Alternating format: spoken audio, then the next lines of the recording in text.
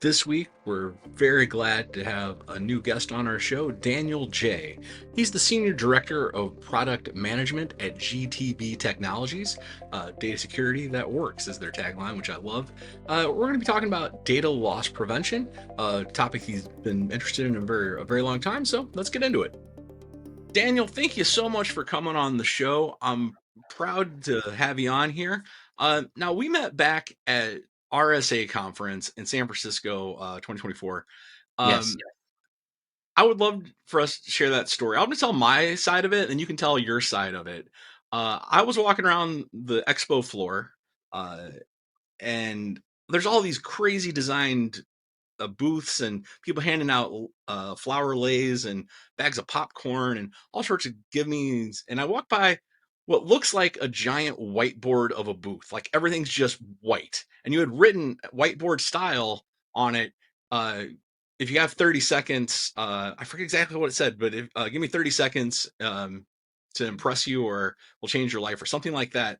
I'm like, okay, it was so eye popping. I had to stop what I was doing and figure out what the heck you were talking about.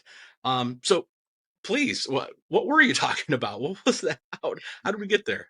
Dwayne, thank you so much for having me. It is so funny how you bring this up because it's a blessing in disguise. It was really the reason why I think we're on speaking to one another today, right? I called it the igloo, right? Because it was just a whiteboard. When we came to the booth, we were expecting our graphics and everything, right? So it happened to actually multiple vendors that were attending the conference, and it was not by design. We were trying to play it off, but we were just scouring to see how we can tell people who we are without any signs or any booth at all. So we created a message saying we can show you something cool in 30 seconds. And it really drove in a lot more people than we ever imagined because they were like, yeah, well, what is it that you do? It's just an igloo booth. It was just literally whiteboard.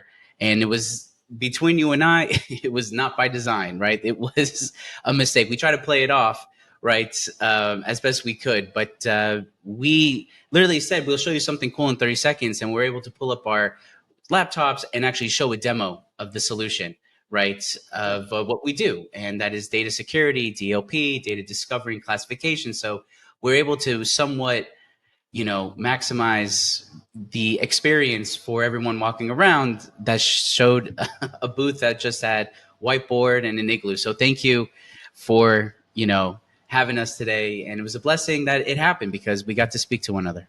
It stood out in a world of marketing and designers trying to make, all right, let's have the impact of our security statements. And I'm not knocking designers. Designers are awesome. I have a very, very simple aesthetic. And I think that's why your booth stood out to me.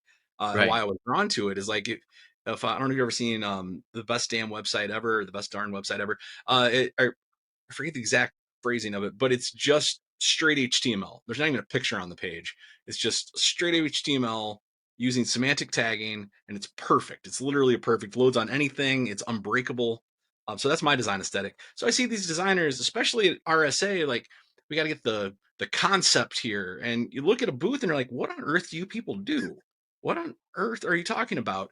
And Right. again, 30 seconds, it was like, oh, that's exactly what you do. And that's why you're here. That's what I really wanted to dig in with you today on data loss prevention. Very interesting space, very interesting problem set to me. And before we dive in and really um, talk about why you're interested in it and the things that can go right and wrong with it, let's just give a baseline definition for folks at home. How do you define data loss prevention? Sure.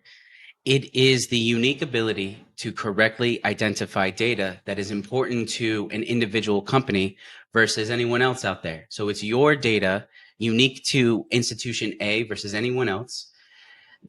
And can we correctly identify that data and do real time actions on it to prevent it from leaving? So the original name of it was data leak prevention back in Yep. the early 2000s, and it's evolved from a to just data loss prevention, right? But it's the ability to identify data in real time and execute remedial actions, such as should we let this happen? And if so, we can log it. You can block it. You can have a user justify why he or she is sending out data. And there are multiple remedial actions that you can do from that action. This has actually evolved over the last 20 years. It's become more relevant or than ever before. It's quite no case is the same that we've seen, which is quite interesting. So I'm curious to hear about some of those cases here, but why this? Why data loss prevention? Like, why is this an interesting problem set to you? So the company was the founders of the company gave us this story, right? They had a technology that were able to compress. This was during dial-up service. So if you wanted to, back in the early 2000s, if you wanted internet connection, they had dial-up service, and the founders were actually had a solution that were able to compress the transmissions to get internet, right? And they started using DSL. I don't even know what this stuff is between you and I. I forget. It was over 20 years ago, but they've converted that technology and compression to actually read emails at the time. So email DLP was the very first type of DLP as a deliverable. If anyone has enough gray hairs, they can remember the Vontus of the world that later turned into Symantec and so on, right? So our founders had started GTB during that time, and um, they were passionate about identifying data that is leaving the network through the internet or through emails, actually. So we had a unique ability to inspect the data faster than anybody else. So that's how they got into it, and it slowly blossomed over time to endpoint DLP, to cloud DLP scenarios, data discovery, data classification. So DLP is really three types of deliverables, right? You have data in motion deliverables. This is what everyone really is familiar with, right? There are data at rest deliverables. So you can, anyone that speaks to, the quote unquote analysts of the world would say you have to classify your files, right? This is a standard practice now that many mandates are enforcing on healthcare and on finance and so on. But what's becoming most interesting under insider threat management is data in use. What are users doing with the sensitive files, or really any file for that matter? That's what it's expanding to. It's not just files with sensitive data, but who is opening up files? Are they changing the name? Where are they downloading the files from, right? Where are they sending it off to, etc. So DLP is definitely a passion of ours that we've been doing for a very long time. It Uh, it yeah. sounds like there's a bit of overlap here, and maybe it's because this came first, and that's where we're borrowing the language from when we talk about things like machine learning data training sets. I guess it's all data at the end of the day, but do you also deal with that kind of data? I mean, is that in the realm of DLP, like dealing with these giant petabyte plus size training sets that people are keeping around to prove their attestations of this is where we got this from? Absolutely. So machine learning was the first version of AI, as I call it in quote unquotes, because it was always available. Right now, it's evolved into large language models, right, which is real proactive activity to understand the context of a file rather than getting what most people used to call exact data matching today. So it really just depends on the scenario, right? So machine learning is definitely a part of the ability to identify data. Can a solution understand your PII versus anybody else's? And there's actually three ways you can do it. You could do it through open regular expressions, dictionary terms, etc. This is where machine learning comes into play. Is does this regex deliver false positives? And if not, how can we improve the false positive rate, or FPR? And then there is now something more simplified that causes less stress to the security operation team, and that is the data classification piece, right? At least get a wide variety. If a file is located in this area, we know it's top secret. Or if it contains XYZ information, for example, member record numbers, right? Intellectual property or source code, we know to classify the file appropriately and create controls over that, right?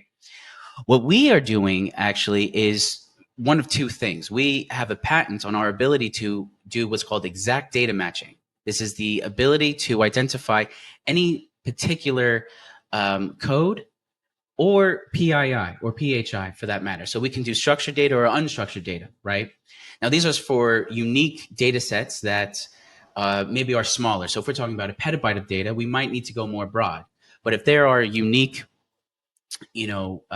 sets of data that we can identify that we know for sure are important, we can fingerprint that data, do what's called exact data matching on that, and any copies, any changes to that, and you can control those changes. So if the file changes 90%, right, it's a different fingerprint entirely, we'll still be able to match it. If you want it as low as 30% type of match, we'll still be able to match it in that way. So if a file leaves, we'll tell you where it's going. We'll tell you how it's leaving. We'll tell you who's sending it. And if it's not supposed to leave, we could stop it, right?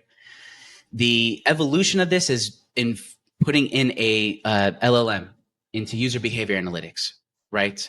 So we are starting building our own module. This will be the fourth engine that we have, and we're going to apply that to email, right? Because it's really easy to read the millions and millions of emails that are going out. So we'll have a good pool of data that would be clean, and understanding if there is malicious activity happening versus if it is a mistake. Yeah. You used a term a second ago, PHI. Is it public health information or private health Oh, information? personal health information. It's basically Personal. PII, but for healthcare. Okay. I hadn't run into that term yet. Again, I'm over in the data secure or the Right. code security world. So We should invite you over to a HIPAA compliant initiative, and we can. there's a ton of terms that I don't even know today. It's crazy. So don't want to get into the acronym soup here. We'd be here all day. Right. So what what can go wrong? Like you mentioned email there at the end, and my brain immediately thinks the was it business email scams and things like that. Business what's that? Now I can't remember the acronym off the top of my head, but uh, so are there horror stories like what could go wrong out there? Yeah. So everything can go wrong. Short story, right? To simplify it, everything can go wrong when it comes to DLP, which is why there are maybe today over 40 companies out there that claim some form of DLP, right? And not only that, the DLP market in itself is not even considered its own market anymore, right? It's been removed from the Magic Quadrant since maybe 2016 or earlier, maybe 2015-ish. DLP was not even its own umbrella of solutions that you could deliver on. It's now embedded in, the CASBs of the world, the data posturing solutions that are out there, right? Even if you have email vendors say, oh, we could do email DLP for you, now they're considered a vendor for DLP. So the reason why this happened is because everything can go wrong, right? There is a balance in life, right? We want to get the job done. You want to be the checkoff for any mandate like compliance or PCI all the way down to CMMC, GDPR, CCPA. You're right. The bowl of soup of acronyms can go down. These are all the mandates you can go globally even, right? But the balance is you want to get the checkbox. You want to provide real insider threat management tools, but then letting users do their job. And that's where DLP fails because we are interfering with transactions of data leaving the network. You don't want to stop people from doing their job. That is normal business activity. Because the false positive rates are so high, you might block someone from doing their day-to-day activity, which is not as bad as a breach. Let me be very clear. That's the worst thing that can go wrong, right? If the solution, there is a breach and they have DLP and you have to investigate as to why this happened. But things that can cause a lot of issues for DLP is preventing users from working and or their day-to-day activities. So the advice that we give is that focus on what is important to you, right? What is driving any initiative to protecting your data? So DLP is now under the umbrella of insider threat management, right? When we receive projects, we actually receive RFPs, we receive inquiries of companies and large enterprises that have a slew of requirements, and they include GTB in the data discovery piece, the data at rest, the data in use and the data in motion, because DLP is not just data in motion anymore. It's combining all three of these items. So that is a long answer to what can go wrong, right? And why the market is where it is today. Yeah. But we can pinpoint exactly your pain and the initiative for the project, and just deliver if it's just endpoint DLP that you need, or if it's just email, if it's cloud, if it's a SaaS, from a deliverable standpoint. So So, that is a long answer to a simple question of what can go wrong, right? You I, can, yeah. I not to harp on it or dig in too much on the things that can go wrong, but I know our audience, and they tell me they like the horror stories. I would not want you to reveal any names or identifying information, but you got any case study or customer stories you could share of like something that just went off the rails? Right. So, yeah, good question.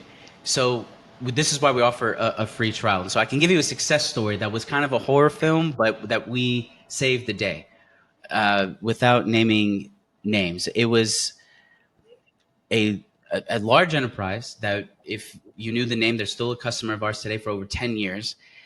They We had to replace a current vendor for the same reasons that we talked about, right? It was just too heavy in the network. It was causing more problems than it solved.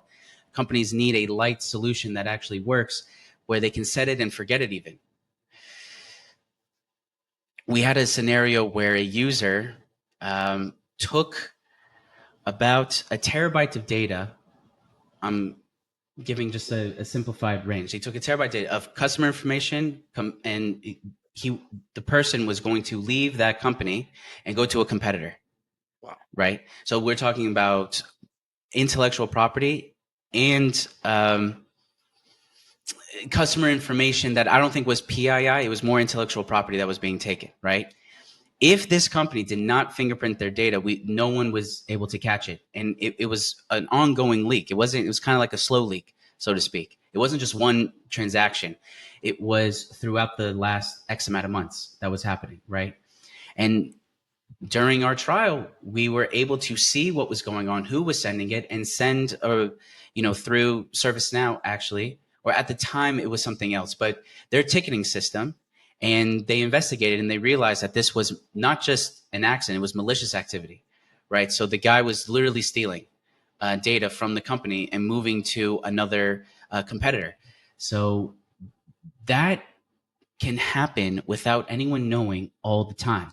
I can't imagine how much data leakage is happening. And companies even say, hey, we don't want to know what we don't know. And I don't like it when people say that, to be honest, because it's like, yeah, okay, fine. But the CEO of your company really wants to know. So if you want to be a hero, you got to find out exactly what's going on and fix it. So it makes you look really good, to be honest. So these are it's not a horror story, but it's just more common than ever of data leak is happening all the time. So that's an insider threat story. Soon to be an insider threat. I think we spend a lot of time in security really worried about people coming from the outside and the attacking our attack service from their remote seats. Uh, do you have any stats or numbers, or any guesses, like what percentage of these cases of DLP are insider threat? So it's not an official number, it's just based on our data. Yeah. The majority of incidents that you will see are actually from negligence. It's accidents. Okay. The majority of issues, right? Somebody accidentally sends out an email to a recipient that was not supposed to be in the thread that contains sensitive information, whether it's intellectual property or PII. Um, there are incidents that we hear about in the news of security breaches, right? That is actually not as common as people think, right? Coming from the outside, there's actually a decent amount of tools preventing intrusion, and everyone does a pretty decent job. But the human layer is the biggest issue, right? The people are just making mistakes sending out data. But the last thing you want is a compromised user with the trusted credentials sending out data that they are allowed to technically send out, but they're just going to, it's not supposed to happen, but on paper, Yeah. let's say the operations manager is allowed to send out this type of data, but he or she is breached. So that is the nightmare story. The nightmare story is if you get compromised and the trusted credentials based on your DLP rules are allowed to send it out, right? That is the nightmare scenario. In order to prevent that from actually creating a lot of damage, you can create thresholds on the amount of data for anyone that's allowed to leave. So if they send out X amount of data or quantity of PII or even the amount of data, like the size of the file, you can actually make these types of controls, right? But then there's slow leaks, which happen with that nightmare story, right? Because slow leaks can still go out because it's still under that threshold. So the majority of issues are negligence, Dwayne. So I'm curious in that case where they were sending it to. Was this like uploading to USBs? Is this uh, going to a private drive folder? How were they exfiltrating? So USBs are pretty much under wraps. We barely see any issues at all when it comes to data leakage through USBs, right? You can have your USB controls and just kill and swipe all USBs so they can't use it, and even make content aware and device exceptions on company approved devices. So we don't really see that. What we do see is uh, people sending out PII to trusted SaaS apps, right? So maybe a personal Gmail account is where we see. So can you distinguish between a company account versus a private account, right? That's a lot of the inquiries that we see now because, majority of people just want to do their job, right? Yeah. They're not here to be malicious or be a bad actor, right? But they do send out data privately thinking it's okay. And that is not the case. So we do see a lot of SaaS apps being the destination on where data is going where it's not supposed to go, right? There are two ways to fix that. You can do a scan on the actual cloud application and retain the data and so get it back if you have access to it, or even prevent the action from happening in the beginning and prevent data from being uploaded to cloud apps. That is mostly what we see now. I, so I finally remembered it's what the acronym I was trying to think of earlier for that attack, business email compromise. Um, Yes. so would this help in that situation where, hey, this email is a weird email and we're sending PDFs to it all of a sudden? Uh, like how does that look? Well, there's a few things. We used to call it a reverse firewall. That's what the product used to be called, Okay. right? And a content aware reverse firewall. And just like a firewall, you can create objects on source, on destination, on content. You can create it on protocol, even, right? There are multiple objects that you can create a rule on. So if there was an email that was a strange looking email that isn't on your red list, so to speak, that's not on the block list, right? You could still control that action based on other variables, right? So if it was an email that is not supposed to be receiving sensitive data, that could be stopped based on the content of it. It could be stopped just based on the recipient. Like no Gmail accounts are supposed to get PII. That's a very simple one, right? Or no, just I can't think. Gmail is the only personal email I can think of right now. Like back in the day, Yahoo Mail, if you wanted to, the AOLs of the world, right? So that is how you would prevent that action from happening. Strange how much market share Gmail took up. It was in beta for 8 years, and now it is Right. the only thing anyone The only thinks of. one that I can think of, other than the Yeah. ones that are, I still have an AOL. I'm that old. Oh wow. I still have a Hotmail. Uh, Yeah, Hotmail. that That's the Yahoo one. That's the one I was was in thinking about. college. Yeah. That's right. Um, That's right.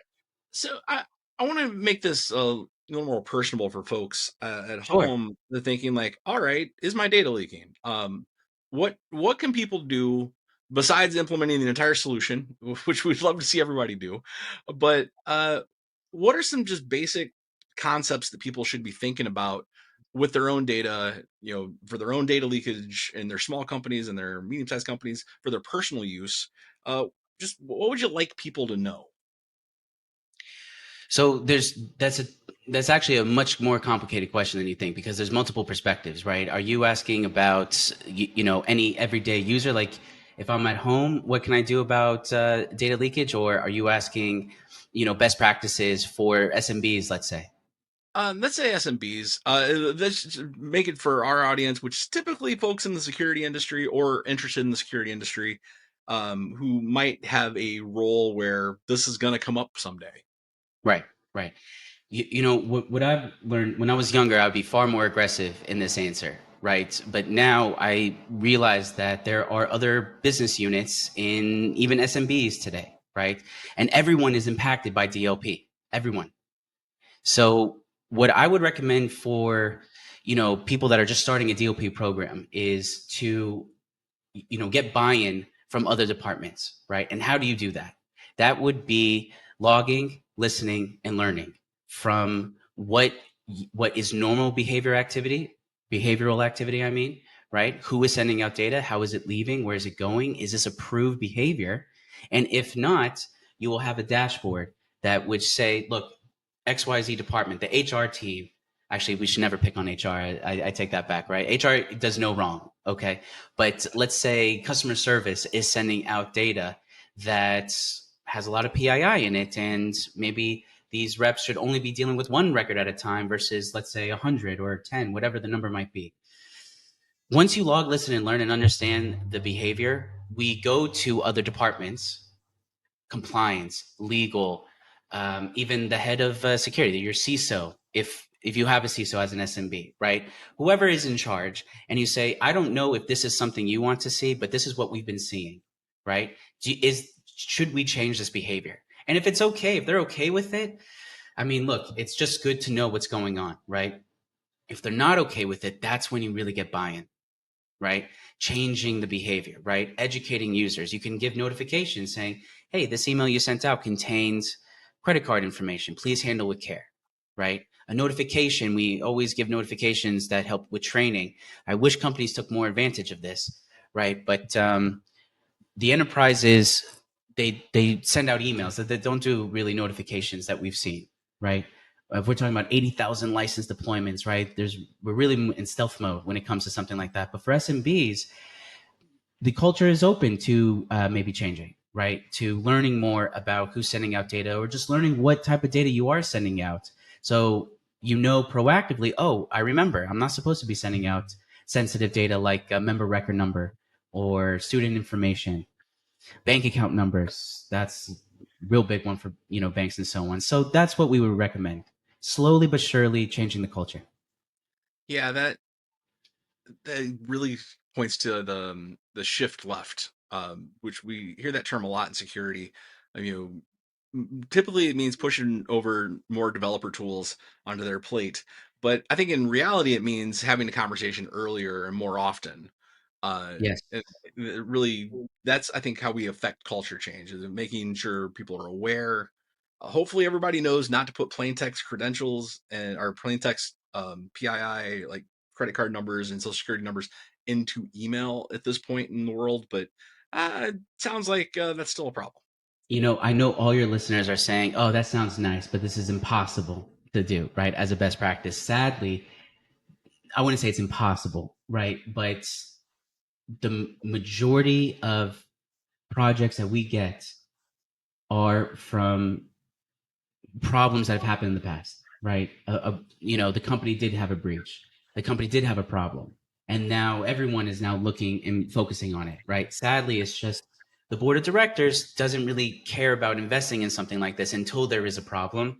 And you see in the news all the time, problems are everywhere. It's like wildfire on, data leakage. I mean, you can just search it every day. I'll promise you, there's a new company out there that now disclosed that they had a breach maybe 2 years prior or a year ago, right? So we are getting inquiries with massive initiatives. There's a budget approved for this. There's buy-in with all departments needed, and that's because they had a problem in the past, right? I'm not speaking that's our customers, but we just see a lot of inquiries. And actually, what's nice, Dwayne, is that the government is listening, right? The mandates are actually knocking on your door saying you will be fined if you don't do this now, right?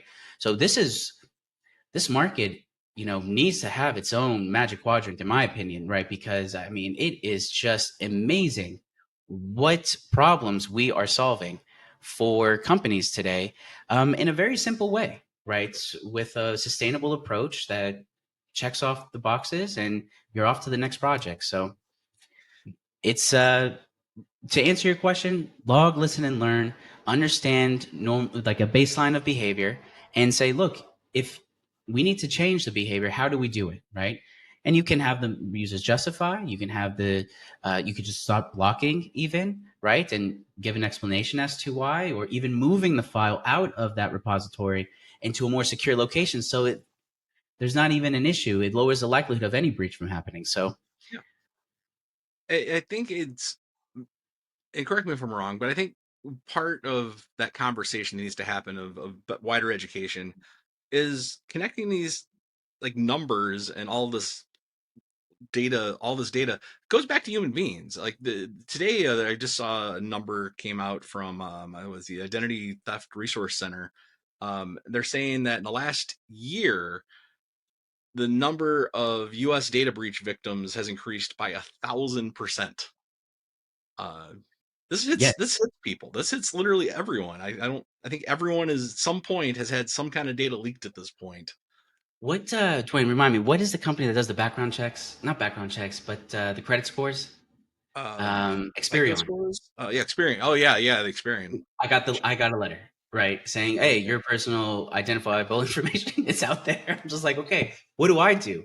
Right? That's actually a question I don't know. I mean, like, yeah, change your passwords, but what, you're saying my socials are out there because you lost it, right? So it is, maybe it's not Experian. I don't mean Oh no, to. it's Experian. It was right. So it's people are getting this every day, and it's not their fault. It's the Yeah. company's responsibility to protect it, and that's why the government is mandating this, making it mandatory to do this. So it's more relevant than ever before. But it's crazy. It's crazy. Well, we're getting here to the end of the show, and don't want to take your whole day talking about this stuff, but it's been really informative. But we like to play a game before we wrap things up, and that is the best and worst advice. So just we can step back from the DLP world. We can just step back in your whole time in tech, and everything you've learned. What's the single best piece of advice you've heard, or you've given, or that you're hearing out there? From a security perspective, or just in general? Security perspective. Security perspective, I'm going to give you. It's not a good answer. It's everyone knows this. Change your passwords every month. Just change it. It is unbelievable what you can do to prevent problems from happening if you just change your password. You are being hacked. You just don't even know it yet. Mhm. So that is probably the best advice I got. You're hacked. You just don't know it. So in order to mitigate damage, change your passwords, right? And actually, if you are a crypto holder, I would say get a separate device just for your crypto. Do not hold your information on your phone. Do not. I That is probably the best advice I could give. Make sure any sensitive data you have is not on your personal device. Yeah, I really appreciate that second part there. Device-based security has gotten way better, especially Android and the iPhones these days. But still, there's nothing like that literal air gap buffer separation. If you don't plug the device in, there's no way to get to it. It I like that. And a flip side of that, what's the worst security advice you think going around out there? I would say to just purchase brand names. That's the worst piece of advice I could get. I cannot stress enough how much the quote unquote experts of the world just rely on the big brand names. And I have nothing bad to say about the Microsofts of the world and so on. I mean, I have my criticisms. We all do. Okay, we all do, right? I mean, if you want to talk about CVEs and whatever, but give there is more out there than what the big brand names would just say is out there, right? So do your research. Don't rely on what the biggest brands would say, because it's really not the case. Just because they can do it doesn't mean they can do it well. So that's the advice I would give as an inverse to the worst piece of advice: is don't just listen to the big players. No, I think that's really some good wisdom there. I mean, that was 30 years ago. If like nobody got fired for buying IBM, until they did. Totally did. Right, All right, right. right. Well, And God uh, bless, But yeah, I'm with you totally, doing. So thanks for being here. Thanks for being on the show.